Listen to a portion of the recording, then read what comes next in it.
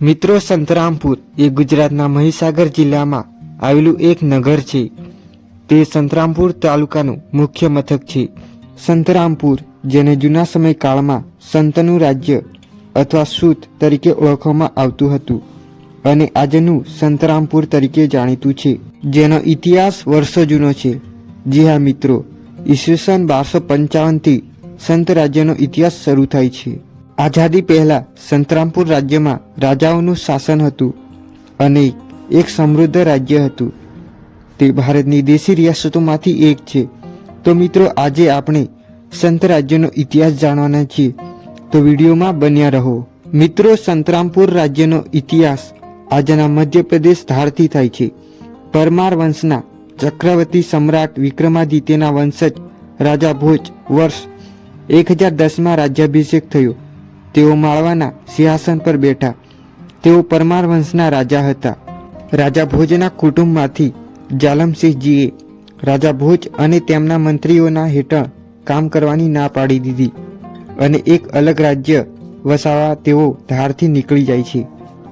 મિત્રો, જાલમસિંહજીએ ધારથી ઝાલોદ આવ્યા અને ત્યાં આવીને ઝાલોદ રજવાડાની આશરે 1010માં સ્થાપના કરી. જાલમસિંહના વંશજોએ ઝાલોદમાં 6 પેઢી સુધી શાસન કર્યું.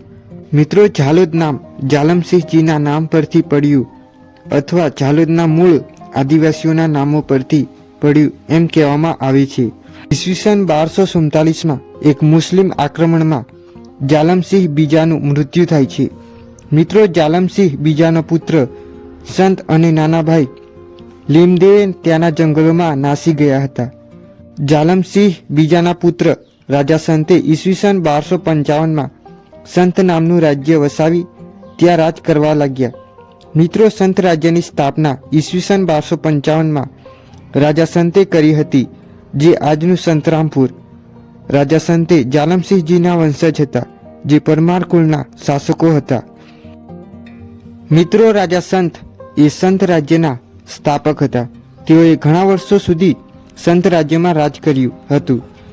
મિત્રો, રાજા સંત પછી નવઘણ, નાપાજી, પ્રીતિસિંહજી, સુરાજી અને જયસિંહ ક્રમશ એક પછી એક સંત રાજ્યની ગાદીએ બેઠા અને રાજ કર્યું.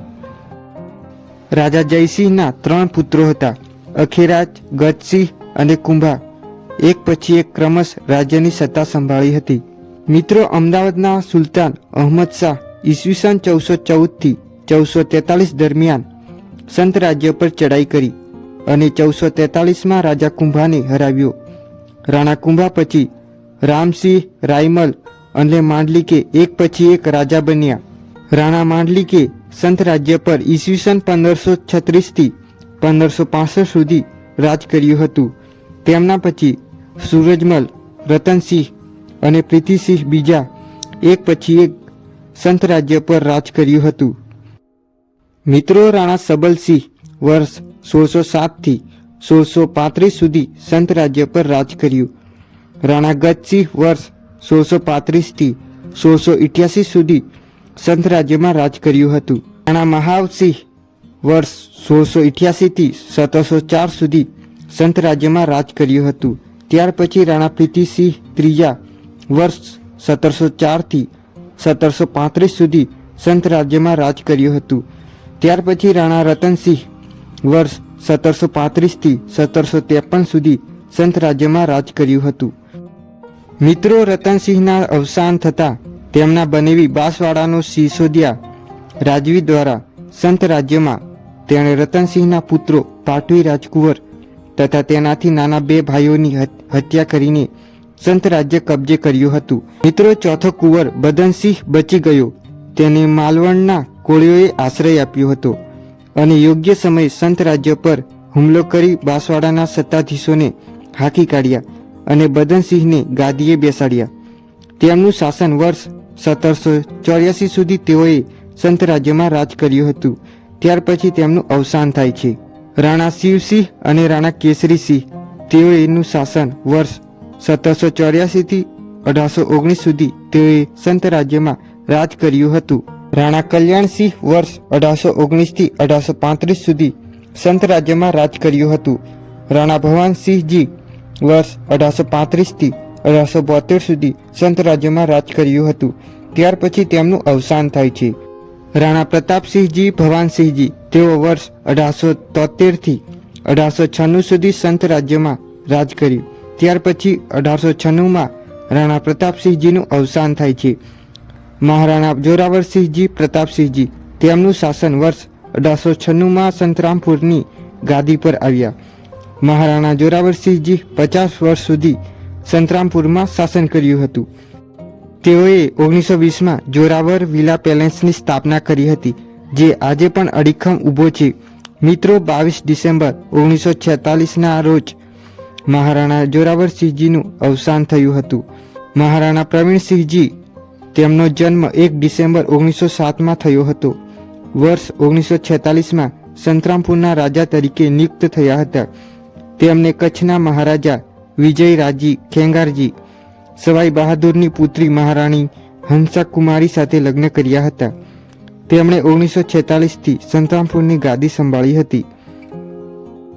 ત્યારબાદ અંગ્રેજોના શાસનથી ભારત દેશ 1947માં આઝાદ થઈ ગયો, જેમાં ભારતનું વિભાજન થયું, જેમાં ભારતના મૂળ ભૂતપૂર્વ રાજ્યો અને નવા રચાયેલા ભારત સંઘ અને પાકિસ્તાન, જેમાં ગમે તે એક સાથે જોડાવાનો વિકલ્પ આપવામાં આવ્યો હતો. જેમાં સંતરામપુરના મહારાણા પ્રવીણસિંહજીએ સંતરામપુર રાજ્યને ભારત સંઘમાં સામેલ કર્યું હતું. ત્યારબાદ બોમ્બે સ્ટેટમાં ભેળવી દેવામાં આવ્યું હતું. છતાં પણ સંતરામપુર રજવાડામાં રાજા બનવાની પ્રથા ચાલુ રહી. મહારાણા કૃષ્ણકુમારસિંહજી જે પ્રવીણસિંહજીના પુત્ર હતા, તેઓએ 1991 સુધી સંતરામપુરની ગાદી સંભાળી હતી. મહારાણા કૃષ્ણકુમારસિંહજી એ મહારાણી ગોવર્ધન કુમારી સાથે લગ્ન કર્યા હતા. તેઓ 14 ઓક્ટોબર 1991ના રોજ તેમનું અવસાન થયું હતું. ત્યારબાદ સંતરામપુરની ગાદી પર મહારાણા પરંજ યાદિત્યસિંહજી વર્તમાન એટલે કે 2025માં મહારાણા પરંજ યાદિત્યસિંહજી રાજા તરીકે નિયુક્ત છે. તેઓએ 1991થી ગાદી સંભાળી છે. મિત્રો, અંગ્રેજોના શાસનકાળ દરમિયાન 9 તોપોની સલામી મેળવનાર રાજ્ય હતું. આ રજવાડું ઉત્તરમાં બાંસવાડા અને ડુંગરપુરના આધિપત્ય હેઠળ હતું. પૂર્વમાં પંચમહાલના ઝાલોદ પેટા વિભાગમાં હતું. દક્ષિણમાં તે સંજેલીના નાના રાજ્યને અડીને હતું. પશ્ચિમમાં લુણાવાડા રાજ્યને અડીને હતું. સંતરામપુરમાં રજવાડા સમયની ઇમારતો આજે પણ જોવા મળે છે. હવા મહેલ અને રાજમહેલ જે આજના સમયમાં ખંડેર હાલતમાં જોવા મળે છે. હવા મહેલની સ્થાપના 1255માં થઈ હતી. જોરાવર વિલા પેલેસની સ્થાપના 1920માં મહારાણા જોરાવરસિંહે કરાવી હતી, જે આજે પણ સુરક્ષિત જોવા મળે છે. અત્યારના સમયમાં પરંજ આદિત્યસિંહજી અને તેમનો પરિવાર આ શાહી મહેલમાં રહે છે. તો મિત્રો, આ હતો સંતરામપુર રજવાડાનો ઇતિહાસ. વિડીયો તમને પસંદ આવે તો વિડીયોને લાઈક જરૂર કરો અને આવા જ વિડીયો જોવા માટે ચેનલને સબસ્ક્રાઈબ કરો અને તમારા મિત્રોને પણ સંતરામપુરનો ઇતિહાસ જરૂર શેર કરજો. ધન્યવાદ.